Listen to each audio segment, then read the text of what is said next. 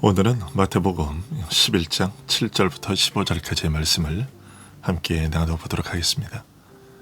마태복음 11장 7절부터 15절까지의 말씀을 제가 봉독해 드리겠습니다. 그들이 떠나매 예수께서 무리에게 요한에 대하여 말씀하시되 너희가 무엇을 보려고 광야에 나갔더냐? 바람에 흔들리는 갈대냐?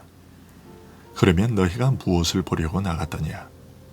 부드러운 옷 입은 사람이냐? 부드러운 옷을 입은 사람들은 왕궁에 있느니라. 그러면 너희가 어찌하여 나갔더냐? 선지자를 보기 위함이었더냐? 옳다. 내가 너희에게 이르노니 선지자보다 더 나은 자니라. 기록된 바 보라, 내가 내 사자를 네 앞에 보내노니 그가 네 길을 네 앞에 준비하리라 하신 것이 이 사람에 대한 말씀이니라. 내가 진실로 너희에게 말하노니 여자가 낳은 자 중에 세례 요한보다 큰 이가 일어남이 없도다. 그러나 천국에서는 극히 작은 자라도 그보다 크니라. 세례 요한의 때부터 지금까지 천국은 침노를 당하나니 침노하는 자는 빼앗느니라. 모든 선지자와 율법이 예언한 것은 요한까지니 만일 너희가 즐겨받을진대 오리라 한 엘리야가 곧 이 사람이니라. 귀 있는 자는 들을지어다. 아멘. 옥에 갇혀있던 세례 요한은 자신의 제자들을 보내어 예수님께 오실 그 이가 당신이십니까? 아니면 우리가 다른 일을 기다려야 합니까? 라고 물었습니다. 예수님이 세상의 죄를 멸하시고 성령으로 새 사람 되게 하시는 분이심을 증거했던 자가 예수님의 하시는 일들의 소문을 듣고는 예수님의 그리스도이심에 대한 의구심을 갖게 되었던 것입니다. 이에 예수님은 세례 요한의 제자들에게 세례 요한에게 가서 그들이 보고 들은 대로 전하라고 하셨습니다. 즉, 장님이 눈을 뜨고 귀머거리가 듣게 되고 앉은뱅이가 걷게 되고 죽은 자가 살아나는 일들을 전하라고 하셨습니다. 그것은 예수님께서 행하시는 일들 속에 감추어진 그 이적들의 참뜻을 세례 요한이 제대로 파악하고 있지 못하고 있었다는 것 지적이었습니다. 이런 기록을 보면서 우리는 의문을 갖게 됩니다. 예수님을 가리켜 세상 죄를 지고 가는 하나님의 어린 양이시요 성령으로 세례를 베푸실 분임을 알고 증거했던 세례 요한이 어찌하여 예수님께서 행하시는 일들에서 자신이 증거한 복음의 은혜에 대한 표적들의 의미를 읽어내지 못했을까 하는 것입니다. 오늘 말씀은 바로 이 일에 대하여 예수님께서 친히 설명해 주신 내용입니다. 예수님께서는 세례 요한의 제자들을 돌려보내신 후 그에 대하여 이렇게 말씀하셨습니다. 너희가 무엇을 보려고 광야에 나갔더냐? 바람에 흔들리는 갈대냐? 그러면 너희가 무엇을 보려고 나갔더냐? 부드러운 옷 입은 사람이냐? 부드러운 옷을 입은 사람들은 왕궁에 있느니라. 그러면 너희가 어찌하여 나갔더냐? 선지자를 보기 위함이었더냐? 옳다. 내가 너희에게 이르노니 선지자보다 더 나은 자니라.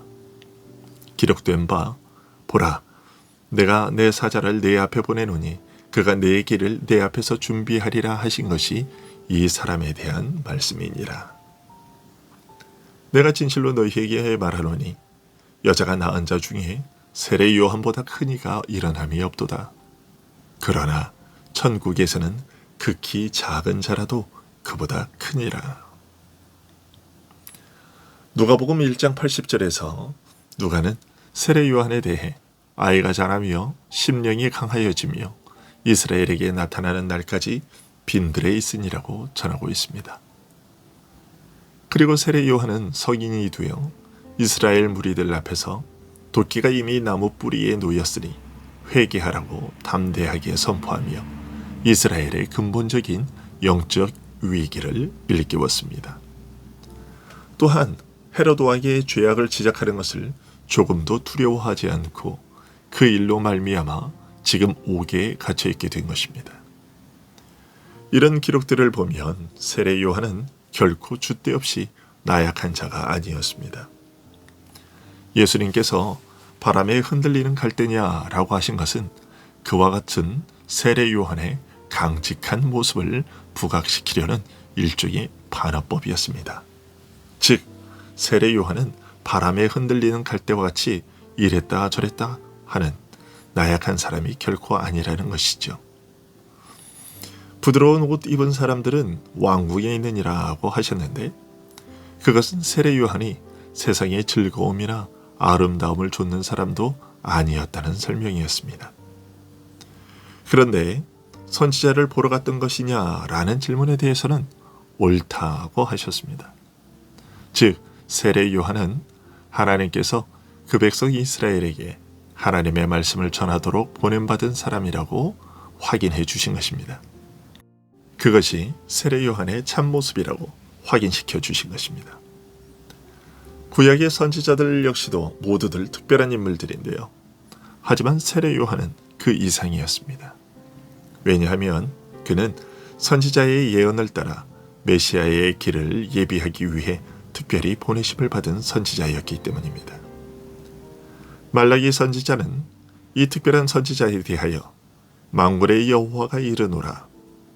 보라, 내가 내 사자를 보내리니 그가 내 앞에서 길을 예비할 것이요 또 너희의 구하는 바 주가 호련히 그 전에 임하리니 곧 너희 사모하는 바 언약의 사자가 임할 것이라고 예언했습니다.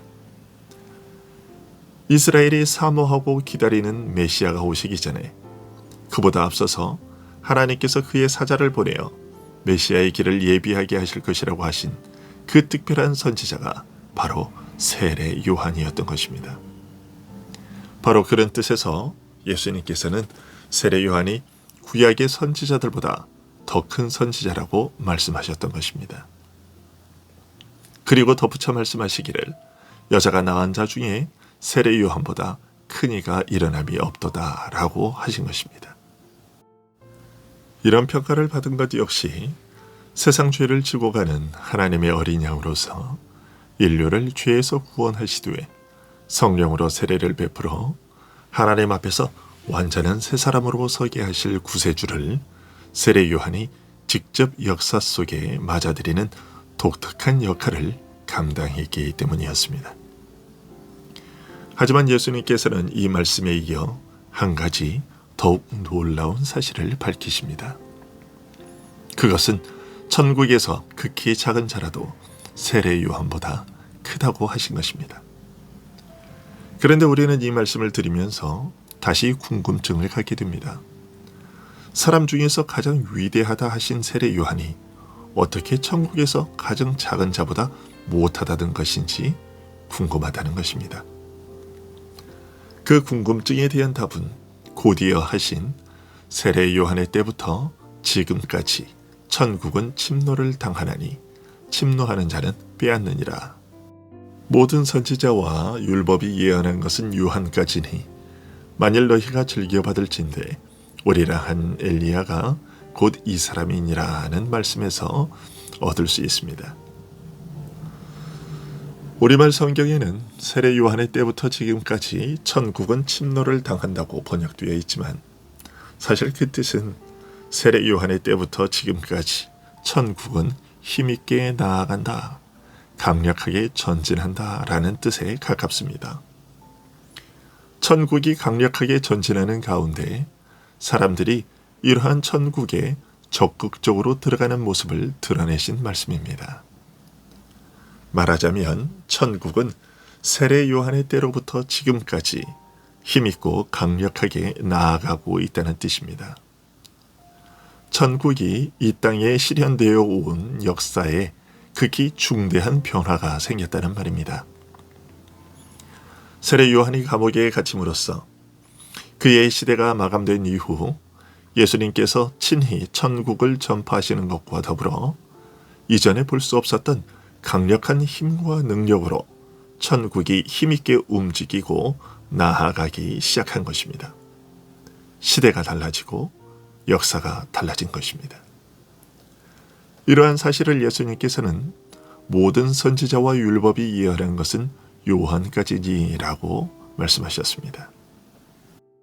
즉 세례 요한의 때까지는 아직 실현되지 않았으나 장차 이루어질 구원의 일들을 내다보며 예언했던 시대였지만, 이제 예수님께서 이 땅에 오시고 직접 천국 복음을 전파하심과 더불어 천국이 힘있게 움직이며 나아가는 시대가 되었다는 뜻입니다.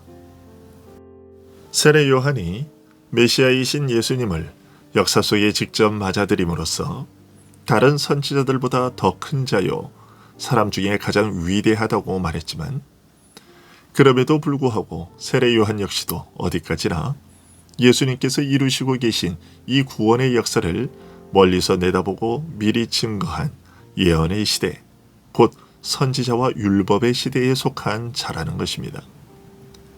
예수님께서 천국에서 가장 작은 자도 세례 요한보다 크다고 하신 것은 바로 이런 차이를 두고 하신 말씀입니다.